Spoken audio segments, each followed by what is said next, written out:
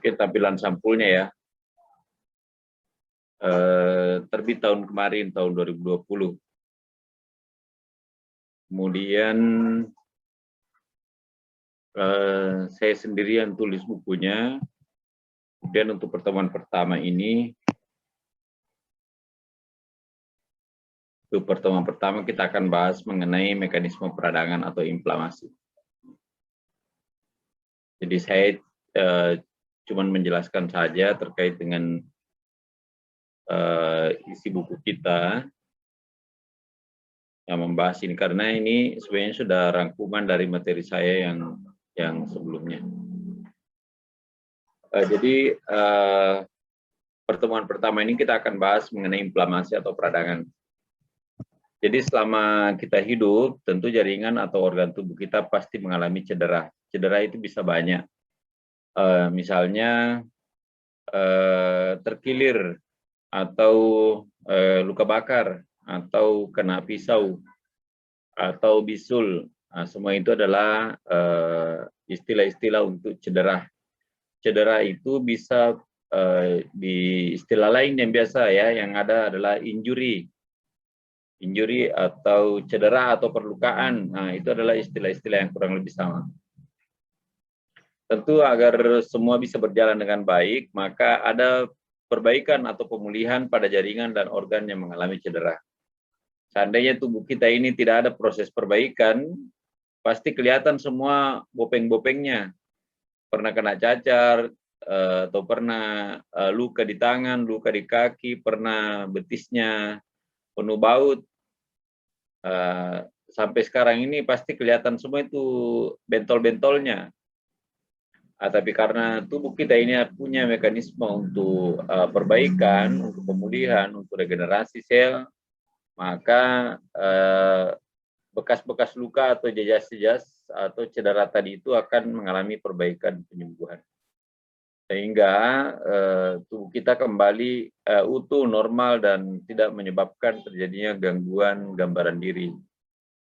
Karena orang kalau misalnya di mukanya penuh dengan jerawat, biasanya dulu kan kalau masih SMA itu puber-pubernya banyak muncul jerawatnya, terutama kalau muncul di dahi yang besar-besar, malu-malu, akhirnya terjadi gangguan gambaran diri, menarik diri, nanti tidak mau ketemu orang lain, akhirnya menyendiri, halusinasi, gangguan jiwa, masuk rumah sakit tadi. Tapi karena tubuh kita punya mekanisme pemulihan atau pemulihan terhadap cedera, maka hal itu tidak terjadi atau jarang sekali terjadi. Jadi banyak faktor lingkungan maupun faktor individu yang bisa menyebabkan terjadinya perubahan dan sangat berpengaruh terhadap proses pemulihan tubuh.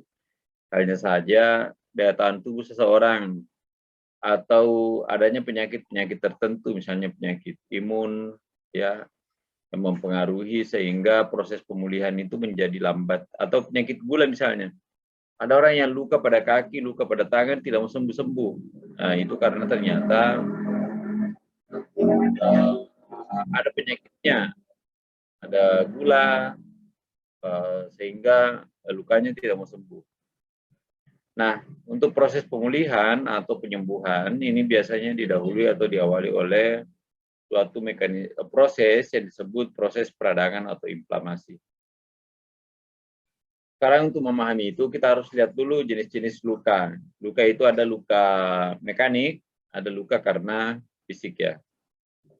Jadi luka mekanik itu misalnya karena faktor insisi. Jadi kalau misalnya ada tumor ya, atau fibroadenom misalnya, atau ada keloid, tumor-tumor, atau ada benjolan seperti mioma atau lipoma, maka ini biasanya dilakukan insisi. Jadi diiris, dikasih keluar itu benjolannya, itu namanya insisi. Ini biasanya dengan alat pemotong. Kalau di rumah sakit itu alat pemotongnya namanya scalpel. Scalpel dengan bisturinya. Ya, mungkin di apotek itu kalau Anda beli bisturi berarti itu adalah pisau bedah. Untuk luka insisi ini biasanya disebabkan oleh pisau bedah, itu pinggirannya rata, kemudian tidak bergerigi. Kemudian yang berikutnya adalah kontusi. Jadi kontusi ini biasanya disebabkan oleh trauma tumpul. Umumnya menyebabkan kerusakan pada permukaan kulit ataupun organ tubuh. Sehingga timbul perdarahan atau ekimosis pada jaringan yang terkena. Ekimosis itu adalah perdarahan di bawah kulit. Jadi biasanya warnanya kebiru-biruan atau biasa disebut istilah lebam atau memar. Ya. Jadi kalau ada dengar istilah ekimosis, berarti yang dimaksud itu adalah luka lebam atau luka memar. Berikutnya adalah abrasi. Abrasi disebabkan oleh robekan pada jaringan akibat benda tumpul, robekan jaringan tidak teratur. Ini biasa disebut sebagai luka compang-camping. Biasanya luka robek, ya luka robek. Ini kalau orang kecelakaan ini biasa terjadi, kecelakaan atau jatuh dari pohon, ya atau tabrakan motor, banyak penyebabnya. Kemudian berikutnya adalah fungsi. Fungsi adalah luka yang disebabkan oleh tertusuknya jaringan atau organ oleh benda runcing seperti paku atau jarum. Ya, orang juga biasanya kalau dikasih keluar cairan dari paru-parunya namanya fungsi juga, misalnya fungsi pleura. Berarti mengeluarkan cairan dari pleura. Berikutnya adalah luka karena faktor fisik, ya. Yang pertama adalah agen mikroba. Jadi organisme hidup bisa mempengaruhi kulit, membran mukosa. Ini agen mikroba ini sama dengan mikroorganisme penyebab penyakit. Ada bakteri, virus, jamur, protozoa, dan lain-lainnya. Jadi agen mikroba ini organisme hidup dapat mempengaruhi kulit, membran mukosa, organ dan aliran darah, menghasilkan eksotoksin atau melepas endotoksin atau mempengaruhi sel-sel lain. Jadi ini adalah biasanya karena biasa disebut sebagai faktor infeksi atau agen infeksi. Jadi luka atau peradangan yang disebabkan oleh faktor infeksi. Kemudian berikutnya adalah agen kimia. Jadi misalnya kan Anda bekerja di laboratorium medis, ya biasa kadang menggunakan bahan-bahan kimia yang sifatnya basa kuat atau asam kuat. Itu bisa bersifat toksik.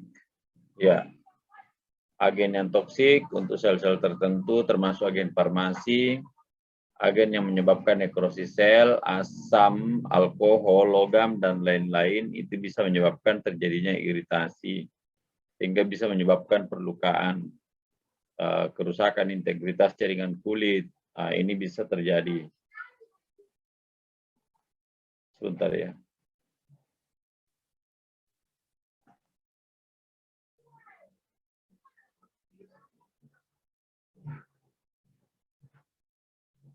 Selanjutnya adalah agen termal. Jadi salah penyebab peradangan berikutnya adalah karena faktor panas. Jadi suhu tinggi atau rendah dapat menimbulkan luka. Ini pada gilirannya berakibat nekrosis sel, misalnya tersiram air rebus amburasa. Ya. Sekarang kan musim burasa, biasa anak-anak itu tarik panci terus tersiram air panas atau minyak. Atau kalau dia biasa ke tempat-tempat yang dingin, pendaki biasa mengalami namanya frostbite. Jadi frostbite itu adalah luka akibat sirkulasi darah yang terganggu karena dingin, ya. Karena biasanya ini kalau daerah-daerah yang bersalju atau daerah yang terlalu dingin, ada yang rusak kakinya atau jari-jari tangannya karena faktor kedinginan. Kemudian berikutnya adalah faktor radiasi. Jadi sinar ultraviolet atau sinar X bisa berpengaruh terhadap epitel atau membran mukosa. Banyak orang yang biasa mengalami kemerahan pada kulit atau mengalami iritasi pada kulit karena kena sinar matahari atau paparan sinar ultraviolet.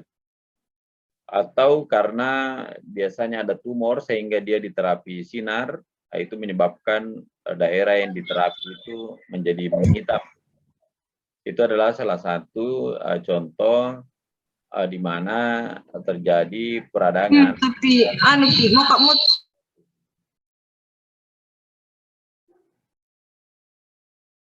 kemudian dosis yang tinggi radiasi ini bisa menimbulkan perubahan pada sistem saraf pusat, sistem hemopoietik atau menghasilkan sel darah, kemudian sistem gastrointestinal atau pencernaan.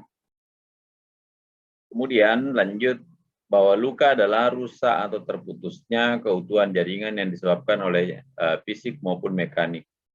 Setiap jenis luka menimbulkan kondisi yang disebut sebagai peradangan atau inflamasi. Peradangan ini adalah reaksi tubuh terhadap cedera.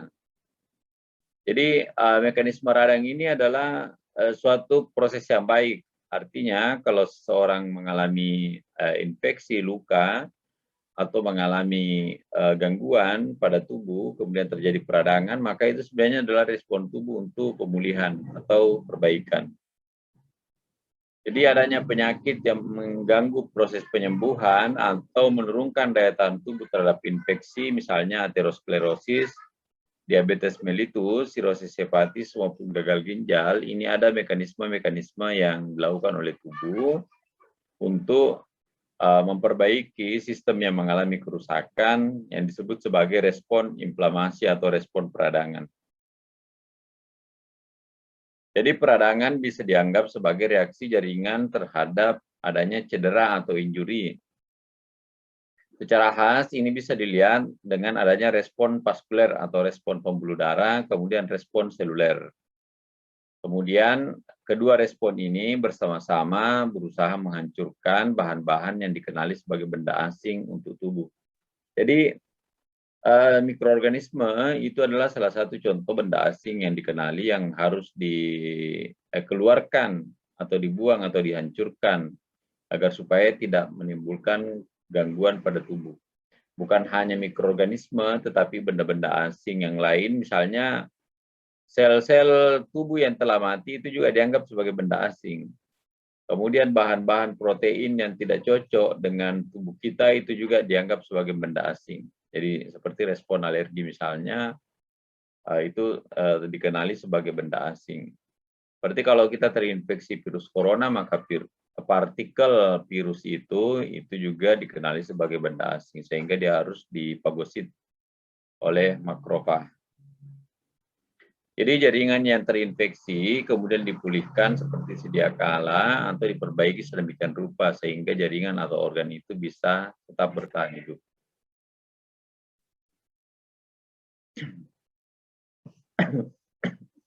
Kemudian penyembuhan secara ideal ini berusaha memulihkan jaringan asalnya.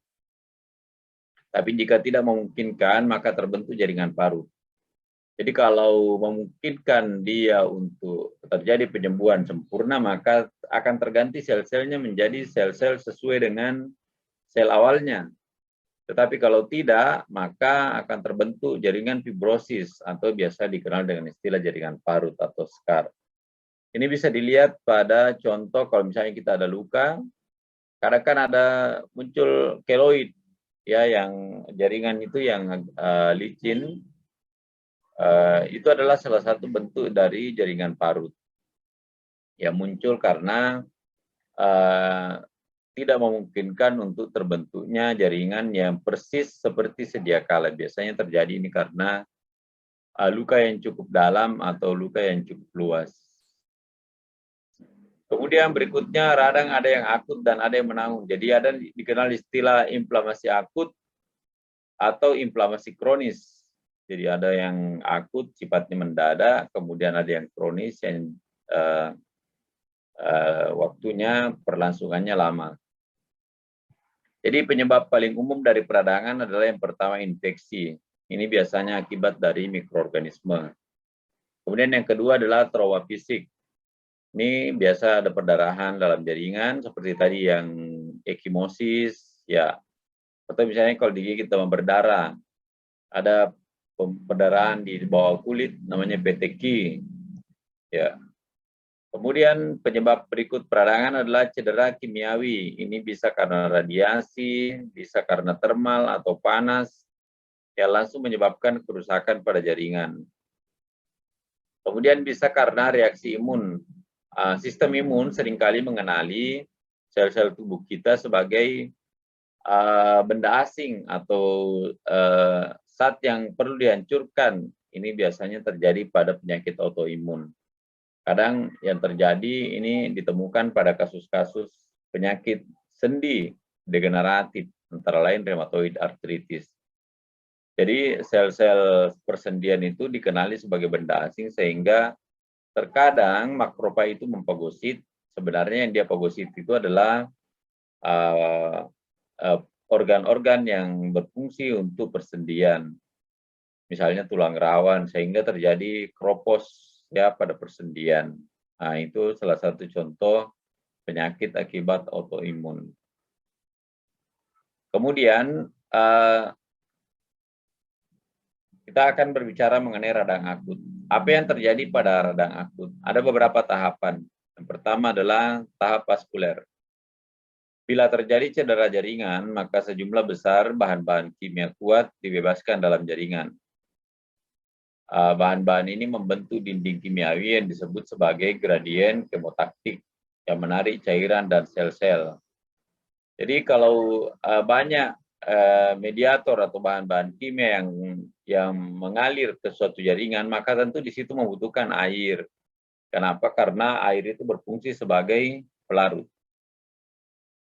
Di reaksi awal terhadap cedera adalah refleks neural yang berakibat vasokonstriksi untuk mengurangi aliran darah atau mengurangi perdarahan. Jadi kalau misalnya terjadi perlukaan atau perdarahan, maka respon awal yang terjadi adalah vasokonstriksi untuk mengurangi aliran darah ke daerah yang mengalami perdarahan. Ya, kemudian setelah vasokonstriksi singkat, itu akan diikuti dengan dilatasi arteriol dan venula. Kenapa terjadi dilatasi? Ini agar memungkinkan cairan bisa mengalir ke tempat tersebut. Karena dia membutuhkan cairan, membutuhkan banyak mediator kimia, membutuhkan banyak substansi dinding kimiawi untuk mempercepat proses penyembuhan. Ini termasuk diperlukannya pembentukan bekuan darah atau fibrinogen nanti yang berfungsi untuk mencegah perdarahan lebih lanjut. Jadi cairan ini berfungsi mengencerkan agen-agen kimiawi yang merusak serta membawa komplemen, antibodi, dan zat-zat lain ke daerah tersebut. Jadi bahan-bahan kimia ini penting diperlukan di daerah radang untuk mencegah atau mempercepat terjadinya proses penyembuhan radang pada daerah yang mengalami inflamasi. Selanjutnya adalah tahapan seluler. Pada tahapan seluler, komponen dari eksudat cairan akan menimbulkan respon khas oleh leukosit. Dikatakan sebagai proses marginasi atau pigmenting. Jadi emigrasi terarah, agregasi, pengenalan, dan fagositosis. Jadi leukosit itu akan nanti ke daerah yang mengalami cedera, kemudian bermigrasi dari intravaskuler ke ekstravaskular atau interstisial. Di sana dia akan mengenali bahan-bahan atau benda asing itu, kemudian melakukan fagositosis. Ini adalah marginasi atau pigmenting. Jadi marginasi itu granulosit ataupun monosit atau leukosit itu akan menempel pada dinding endotel pembuluh darah. Kita tahu kan bahwa pembuluh darah itu ada arteri, ada arteriol, kemudian bercabang menjadi kapiler. Kapiler itu tersusun atas dinding endotel.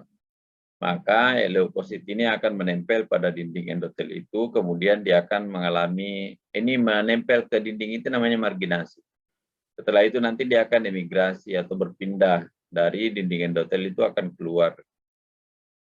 Jadi tadi ada proses vasodilatasi, jadi setelah cedera, ada vasokonstriksi singkat untuk mencegah perdarahan, selanjutnya diikuti dengan vasodilatasi untuk meningkatkan aliran darah ke sana karena kebutuhan cairan maupun mediator-mediator kimia atau substansi kimia diperlukan untuk proses eliminasi radang. Kemudian pada saat yang sama untuk tahapan seluler itu ada proses marginasi atau pigmenting di mana leukosit akan ke daerah cedera, kemudian setelah sampai dia akan merapat ke dinding endotel, namanya marginasi. Jadi sel-sel polimorfonuklear ini menepi pada penula membentuk lapisan tersendiri melekat pada dinding. Karena tampilan lapisan ini maka proses ini disebut pigmenting. Kemudian nanti dari situ terjadi emigrasi. Jadi emigrasi adalah keluarnya sel darah putih menerobos di antara endotel. Jadi kapiler tadi tersusun atas sel-sel endotel. Di dindingnya itu ada pori-pori namanya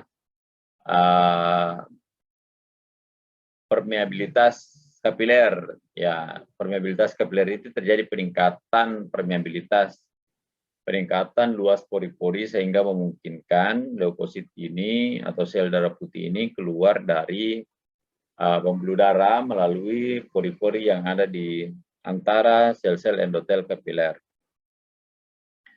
Proses ini namanya emigrasi. Ya, keluarnya sel darah putih menerobos di antara endotel menuju ke tempat cedera yang melalui kemudian neutrofil bergerak dengan gerakan seperti amuba, menerobos di antara sel-sel endotel sampai di tempat cedera. Kemudian yang pertama tiba ini adalah neutrofil. Nanti disusul dengan monosit atau makropa dan limfosit. Kadang-kadang sel darah merah juga ikut masuk ke dalam jaringan. Gerakan PMN secara orientasi terarah disebabkan oleh kemotaksis. Ya, jadi pergerakannya itu adalah pergerakan kemotaksis. Perlu diketahui bahwa peningkatan aliran darah sel atau sel darah merah juga sampai ke daerah yang mengalami cedera nanti ini bisa menyebabkan menjadi salah satu penyebab terjadinya kemerahan apabila terjadi inflamasi, kemerahan atau rubor. Kemudian kemotaksis adalah gerak terarah dari sel-sel ameboid melalui gradien konsentrasi terdiri atas substansi seperti toksin bakteri, produk perombakan jaringan, faktor komplement yang aktif, dan faktor lain. Gradien menentukan arah kekuatan yang menarik sel-sel fagositik ke daerah itu. Jadi kebutuhan daerah yang mengalami cedera terhadap leukosit itu akan menyebabkan leukosit ini mengarah atau menuju ke daerah yang mengalami cedera untuk melakukan fagosit terhadap benda-benda asing maupun mikroorganisme yang ada pada daerah yang mengalami cedera, sehingga nanti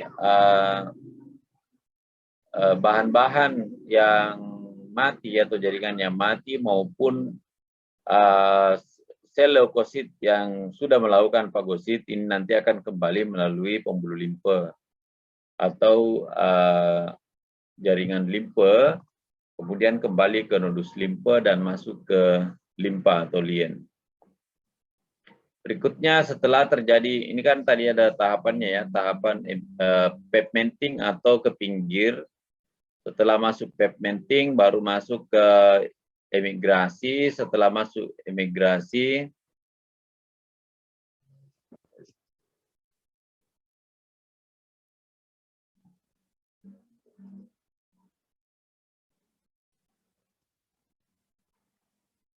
baru masuk ke tahapan pengenalan atau fagositosis.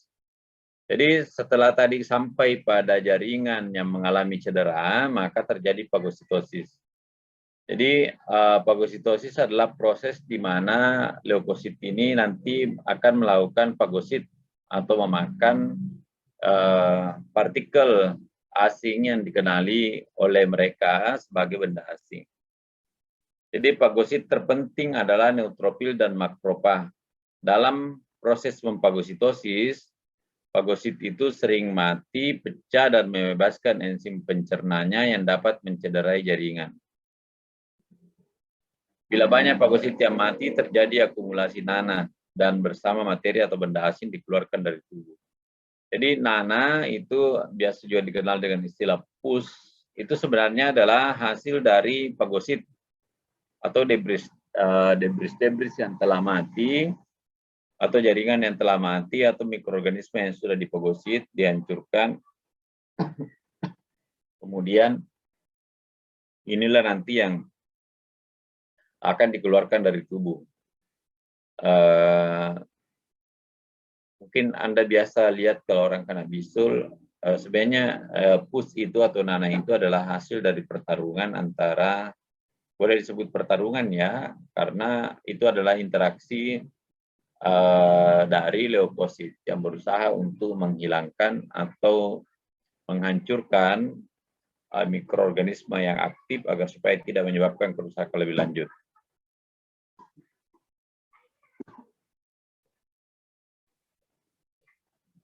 Selanjutnya, kita berbicara mengenai eksudat. Dalam proses peradangan, ini terbentuk jenis eksudat yang berbeda, yang dapat menjadi penunjuk sifat proses peradangan. Suatu eksudat adalah cairan atau bahan yang terkumpul dalam suatu rongga atau ruang jaringan.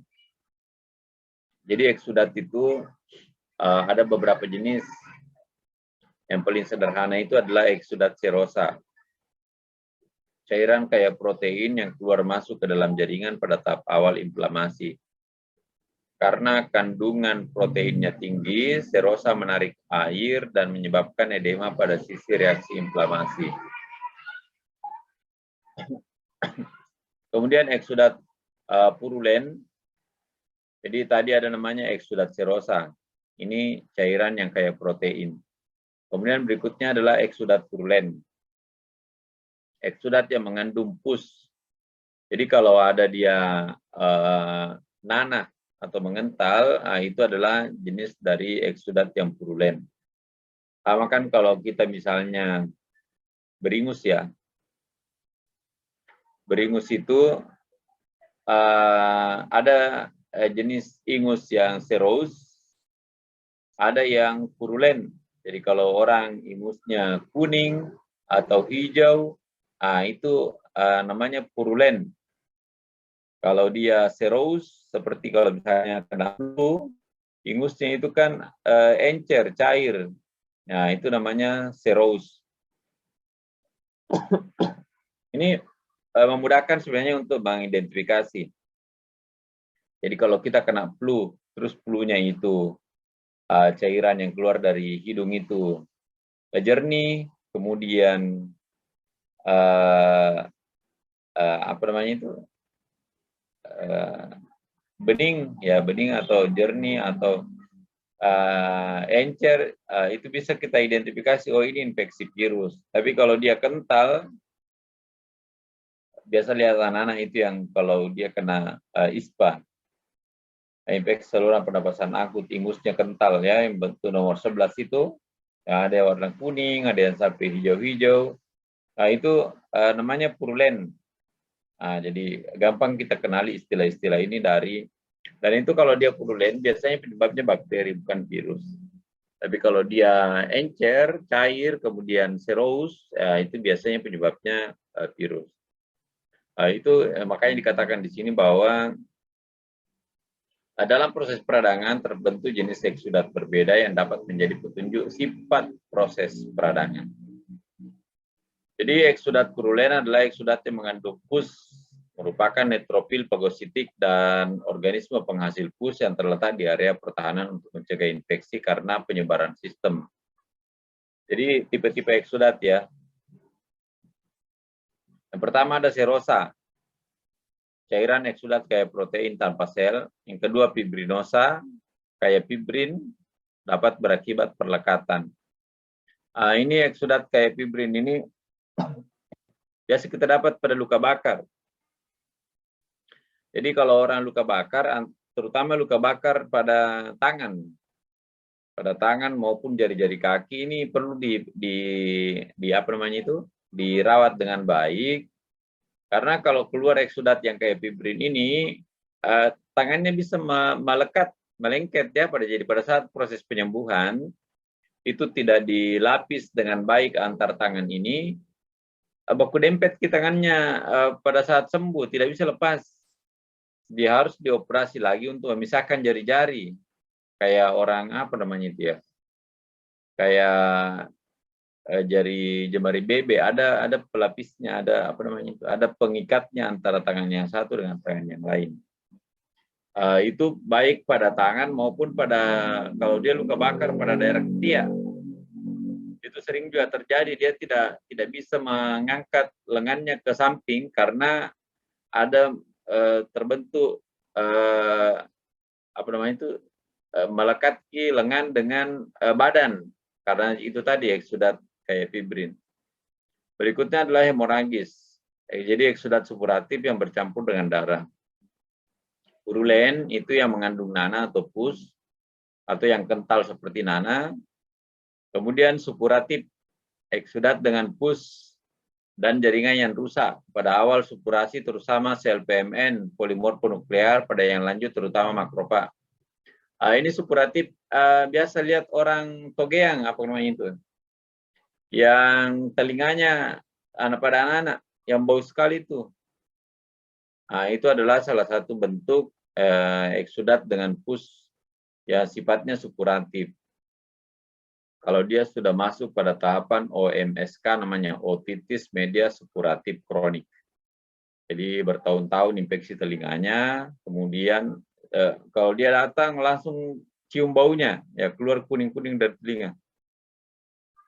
Kemudian abses daerah bernanah biasanya terpusat dalam organ. Ini kalau ada bisul pecah, itu namanya abses. Kemudian purungkel, itu abses dari kulit, ada karbungkel, abses kulit yang luas yang cenderung menyebar. Jadi ini adalah tipe-tipe eksudat yang ada yang umumnya dikenali. Kemudian berikutnya ada istilah selulitis atau eksudasi supuratif dengan penyebaran difus melalui jaringan. Ada serofibrinosa, eksudat serosa yang kayak fibrin, ada fibrinopurulen, ini eksudat purulen yang kayak fibrin. Selanjutnya kita masuk di radang kronis. Jadi bila proses peradangan atau inflamasi tetap ada dan belum teratasi, bisa terjadi beberapa hal. Yang pertama, daerah itu diinfiltrasi leukosit mononuklear, khususnya makrofag dan limfosit. Namun jenis radang kronis menahun tertentu seperti osteomielitis, ini mengandung neutrofil berbulan-bulan lamanya, sementara radang akut tertentu sejak awal sudah banyak limfositnya. Ini osteomielitis ini salah satu bentuk peradangan. Jadi peradangan pada tulang. Tulang-tulangnya mengalami hancur.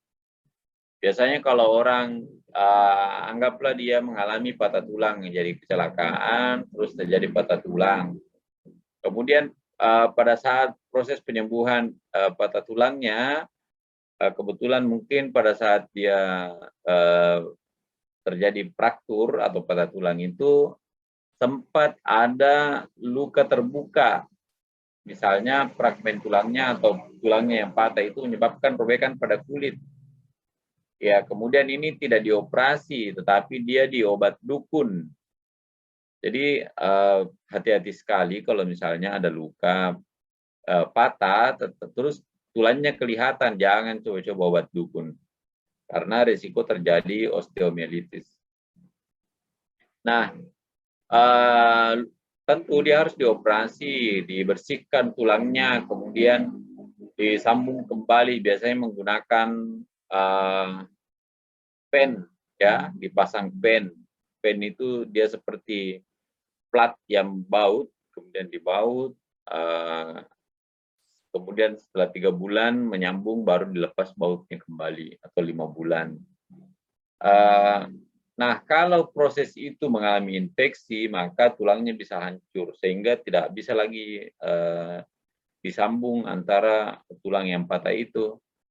Biasanya mereka menggunakan tulang sintesis atau tulang buatan untuk dipasang di dalam menggantikan tulang yang aslinya.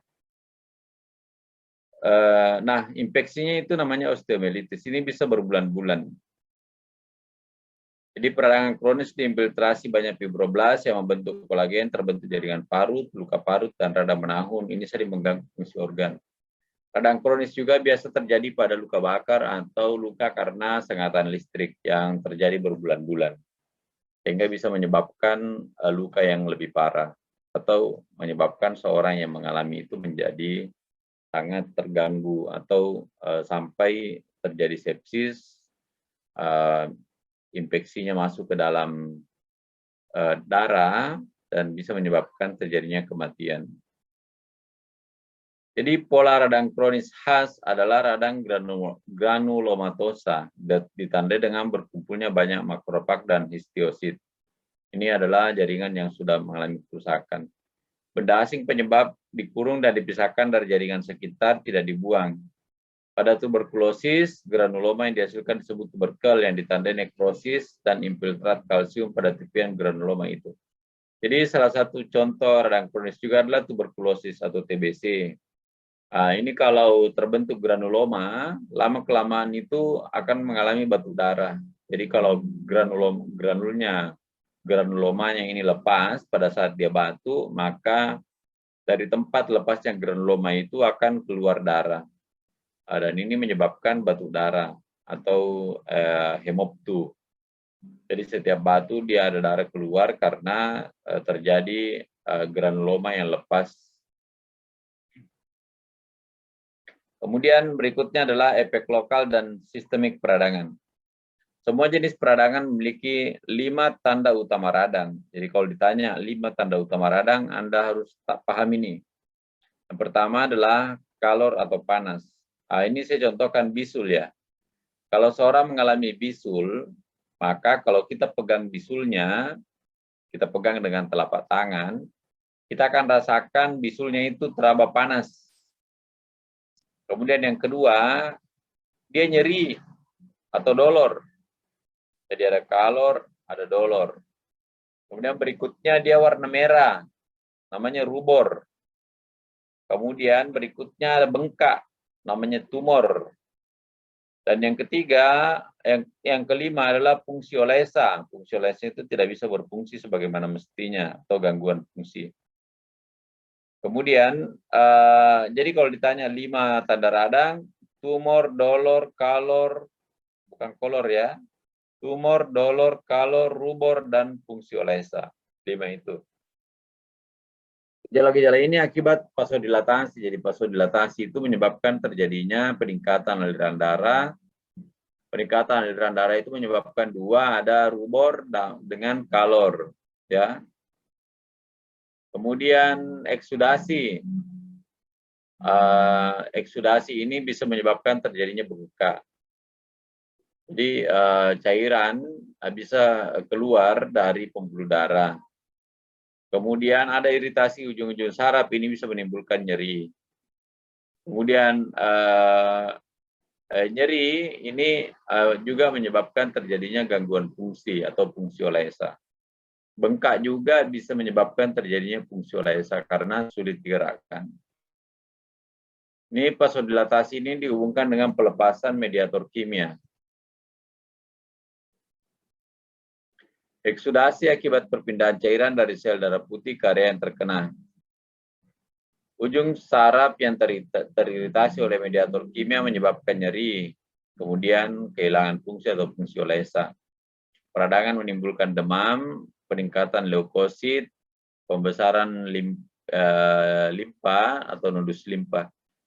Jadi ada namanya limfangitis, itu peradangan pada pembuluh limpa. Kemudian ada limfadenopati, adalah peradangan pada nodus limpa. Kemudian peningkatan laju endap darah. Berikutnya adalah kita bahas limfadenopati. Jadi kadang kalau misalnya kita mengalami peradangan, misalnya kita sakit gigi, di bawah dagu itu biasanya ada benjolan seperti kelereng. Itu sebenarnya adalah limfadenopati. Atau di tangan kita ada infeksi, di lengan kah, lengan atas atau lengan bawah, biasa di ketiak ada benjol seperti kelereng, itu adalah limfadenopati. Jadi limfadenopati adalah suatu tanda dari infeksi berat dan terlokalisasi. Limfadenopati terjadi bila limfonodus lokal dan pembuluh darah mengalirkan materi terinfeksi yang tertangkap dalam jaringan folikular nodus. Jadi bahan-bahan yang terdapat dalam interstisial itu yang besar-besar tidak masuk ke aliran darah lagi untuk dikembalikan ke jantung, tapi dia masuk dalam pembuluh limpa. Nah, bahan-bahan infeksius ini kalau masuk pembuluh limpa bisa menyebabkan limfangitis maupun limfadenopati. Jadi fungsi pembuluh limpa itu adalah mengembalikan atau menangkap bahan-bahan debris atau bahan-bahan sisa yang ada di interstisial yang tidak bisa masuk ke pembuluh darah untuk dikembalikan. Jadi dia masuk ke nodus limpa, kemudian diteruskan ke lien atau limpa ya sebelah di bawah jantung. Ya lokasinya dia di bawah jantung sebelah kiri, tapi di bawah diafragma. Kemudian dari situ akan masuk ke vena cava. Kemudian peningkatan aliran limpatik adalah karakteristik dari inflamasi lokal. Bila terjadi peradangan pada pembuluh limpa, ini disebut limfangitis. Bila inflamasi mempengaruhi nodus limpa, namanya limfadenitis. Sistem limpa membantu mempertahankan infeksi tetap terlokalisasi dan terisolasi dari aliran darah. Berikutnya adalah demam. Demam merupakan fenomena umum dari penyakit, terutama inflamasi. Jadi kalau ada peradangan, biasanya orang mengalami demam. Demam ini terjadi karena pelepasan pirogen endogen dari makrofag dan kemungkinan juga dari eosinofil diaktifasi oleh fagosit, endotoksin, kompleks imun, dan lain. Pirogen ini adalah substansi penghasil demam, bekerja pada pusat pengatur suhu tubuh di hipotalamus untuk meningkatkan titik pengatur termostat. Jadi demam itu akibat dari pirogen endogen yang dihasilkan oleh mikroorganisme atau yang dilepaskan oleh mikroorganisme atau yang dilepaskan dari makrofag, leukosit atau eosinofil. Nah, ini bekerja pada termostat ya untuk menyebabkan demam. Jadi kenapa seorang mengalami demam? Ini ternyata bahwa pada peningkatan suhu, fagosit atau kemampuan makrofag untuk melakukan fagosit atau pembersihan itu bekerja lebih cepat. Metabolisme tubuh meningkat yang dapat meningkatkan fagositosis melalui peningkatan aliran darah.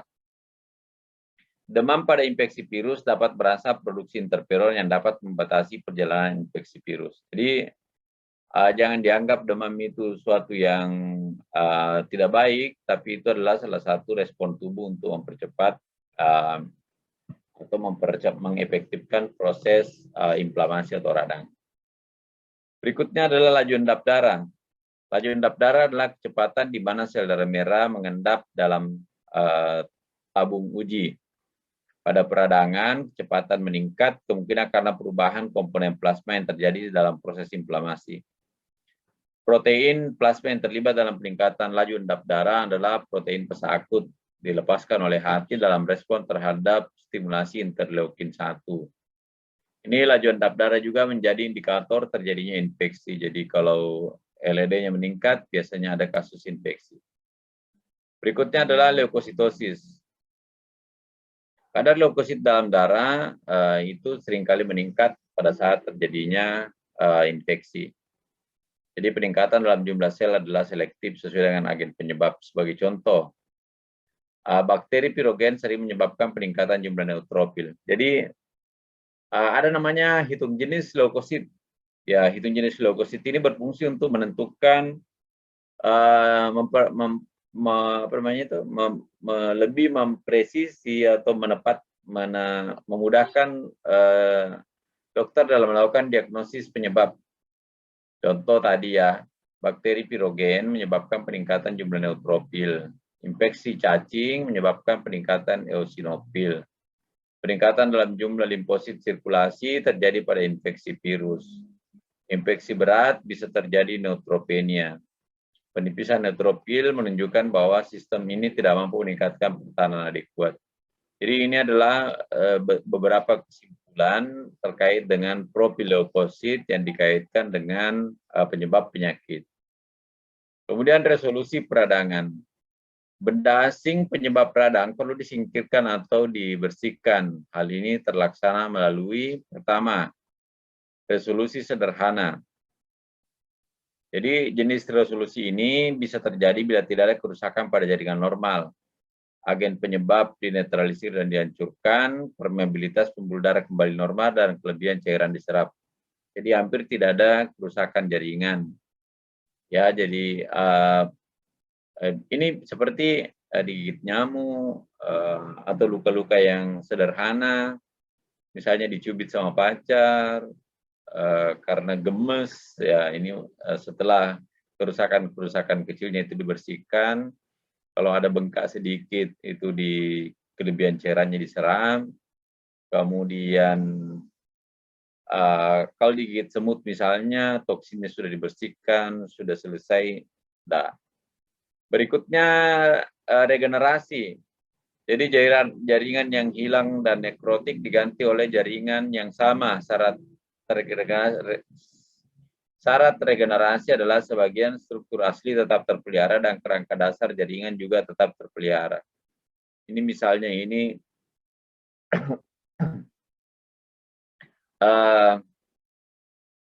ada luka yang menyebabkan kerusakan jaringan tapi tidak parah, tapi setelah itu dia luka lecet misalnya, atau kayak kena cacar ya.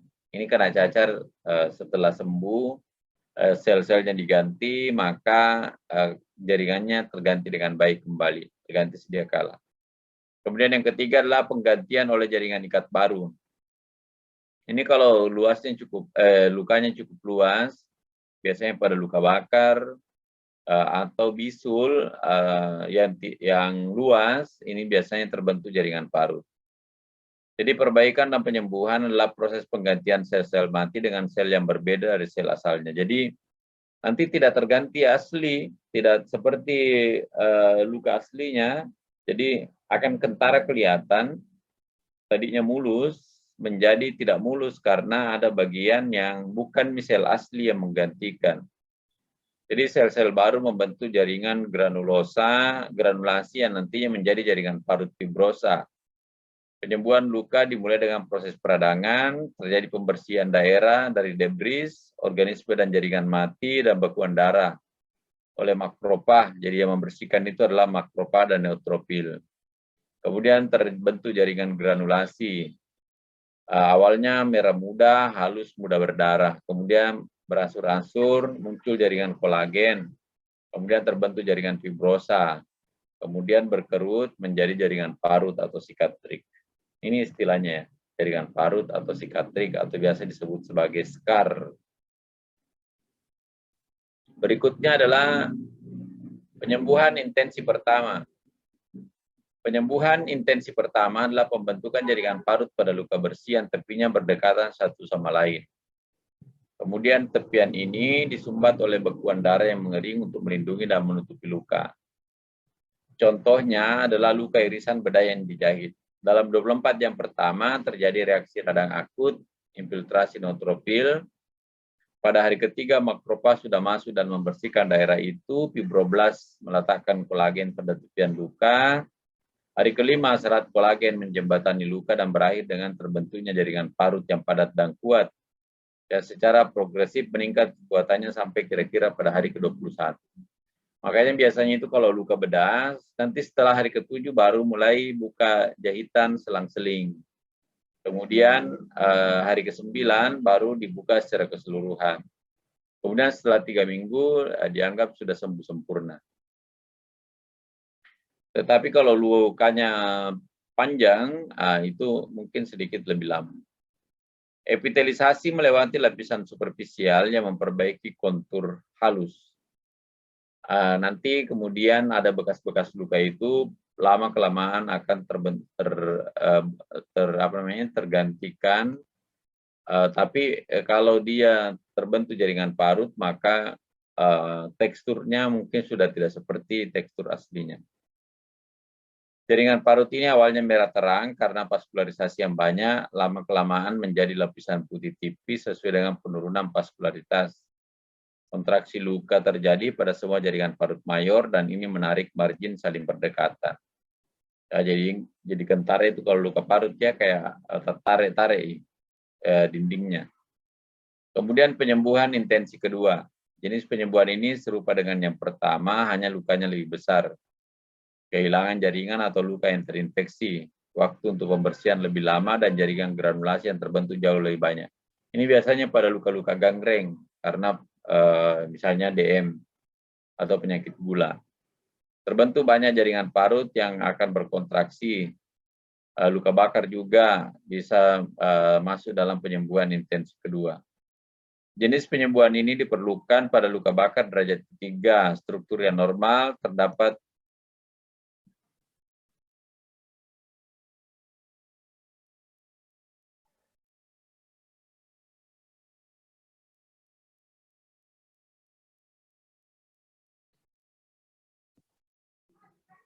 struktur yang normal terdapat daerah ini tidak diganti baru seperti folikel rambut, kelenjar keringat, dan sel-sel penghasil melanin.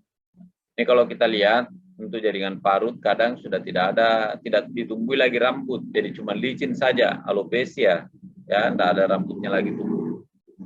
Tidak berkeringat lagi, tidak ada kelenjar keringatnya. Kemudian warnanya juga tidak lagi warna hitam, biasanya dia warnanya lebih putih karena tidak ada lagi sel-sel penghasil melaninnya.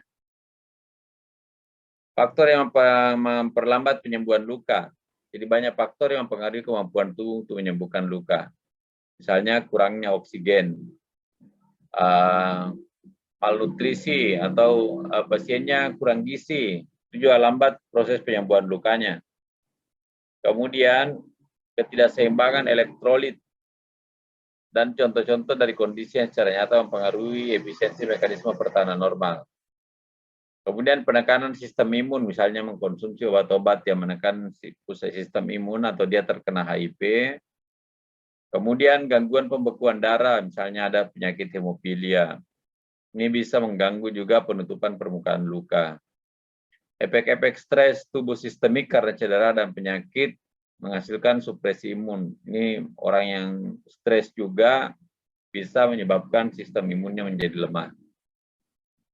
Menyebabkan kelambatan penyembuhan. Yang lain adalah faktor usia. Lansia itu biasanya lukanya lebih lama sembuh. Kemudian status nutrisi ini tadi kurang nutrisi, kurang vitamin. Kemudian kurang protein, karena protein juga berpengaruh terhadap proses penyembuhan. Kemudian ketidakseimbangan cairan elektrolit, kurang cairan, ya atau dia mengalami pembengkakan, misalnya ada gangguan ginjal. Kemudian konsumsi obat-obat yang menekan sistem imun seperti glukokortikoid. Kemudian dia mengkonsumsi obat-obat antikoagulan. Ini biasanya pasien-pasien yang risiko terjadi pembekuan darah pada orang-orang yang dengan viskositas darah yang tinggi atau kental. Kemudian yang menghambat penyembuhan luka yang lain adalah DM. Peningkatan kadar gula dalam darah memudahkan terjadinya infeksi, menghambat aliran darah karena peningkatan viskositas darah. Hemofilia ini gangguan pembekuan darah, keadaan lain seperti nutrisi, tadi elektrolit sudah. Kemudian penggunaan obat-obat tradisional, misalnya dikasih parutan seperti ada mahasiswa saya dulu tanduk kerbau dia dia kerik, kemudian serbuknya dia taburkan di luka atau diambil daun-daunan atau ramuan tertentu dia kasih di luka. Itu juga menghambat proses penyembuhan luka. Kemudian faktor lokal, ini devitalisasi jaringan, misalnya tingkat kerusakan jaringan pada saat cedera, kemudian kerusakan jaringan oleh desikasi sebelum penutupan, ini biasanya karena tidak dibersihkan dengan baik. Cedera seluler karena penggunaan antiseptik kuat berlebihan, terlalu kental iodiumnya atau betadinnya. Kemudian penurunan jaringan yang diubah menjadi status avaskuler atau terlalu kuat balutannya sehingga aliran darah ke sana menjadi tidak lancar. atau dia ada pembengkakan, misalnya ada hematoma, atau ada bekuan darah yang banyak yang tidak dibersihkan. Kemudian ada seroma atau hematoma. Hematoma ini adalah itu tadi ya, ada ruang yang berisi bekuan darah yang tidak dibersihkan. Infeksi bakteri, tertahannya benda asing termasuk materi yang terbenam dalam jahitan, kegagalan menutup ruang kosong, misalnya kulitnya susah disambung karena ada bagian yang hilang. Kemudian penutupan di bawah tegangan atau terlalu tertarik, dijahit tapi terlalu tertarik akhirnya menghambat aliran darah. Kemudian lukanya tidak disambung dengan benar, bukan sambungannya dijahitkan, ya, bergeser pada saat dia dijahit. Kemudian berikutnya adalah penyembuhan aberrans. Aberrans artinya menyimpang dari normal. Pada luka menyembuh, penyimpangan dari normalnya dapat berakibat komplikasi, misalnya deformitas ini kecacatan, kemudian penurunan fungsi dari jaringan cedera. Akibat penyembuhan aberrans tergantung lokasi luka, derajat penyimpangan, dan faktor individual lain. Penyembuhan aberrans terjadi karena adanya kelainan dalam mekanisme penyembuhan yang berakibat terbentuknya jaringan parut berlebihan dan keloid, kontraktur, konstriksi, ataupun adhesi perlengketan. Jadi ini adalah penyembuhan yang menyimpang atau penyembuhan yang tidak diharapkan atau tidak sesuai dengan yang diharapkan. Saya kira kita berakhir di jam 5. Saya tidak menghabiskan waktu terlalu lama, jadi kita kuliah 1 jam untuk setiap pertemuan supaya tidak juga terlalu banyak menyita kuota. Saya tahu 1 jam itu kurang lebih hampir mencapai 250 MB atau 300 MB barangkali untuk jaringannya. Sampai di sini ada yang ingin ditanyakan?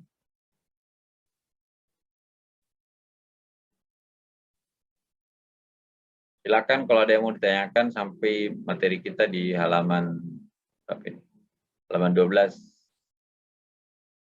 Silakan.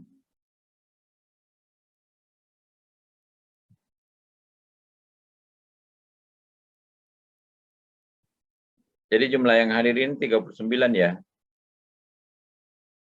39 dengan saya maksudnya. Berarti 38. Halo? Anybody home? Iya, Pak. Oh, ada Ji. Saya kira saya sendiri bicara. Izin bertanya, Pak. Ya, Kalau silakan. untuk amandel itu dia masuk di peradangan apa, Pak? Inflamasi peradangan pada tonsil. Tonsilitis namanya, mandel. Sama tadi dengan jenis peradangan inflamasi akut ya. Radang akut. Jadi radang akut, amandel itu radang akut, tapi dia sering berulang. Sembuh, dalam muncul lagi. Ya, kalau ada lagi infeksi tenggorokan, biasa amandelnya juga ikut meradang. Masih ada yang kena amandel di sini di usia sekarang? Enggak ya?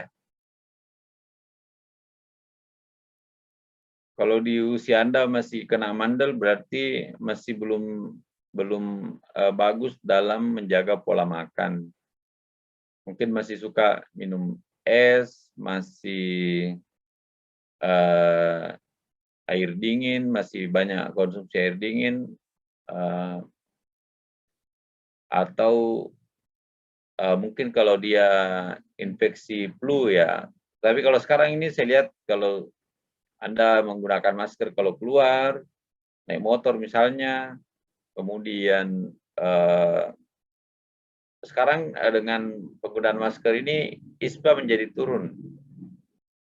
Ya, kenapa? Karena umumnya ISPA itu kan biasanya dari apa namanya itu, dari udara, ya, dari penularan melalui udara. Tapi karena kita sudah pakai masker, makanya kurang ISPA. Tapi sekali kena ISPA, hati-hati karena takutnya COVID, ya. Itu barangkali masih ada lagi.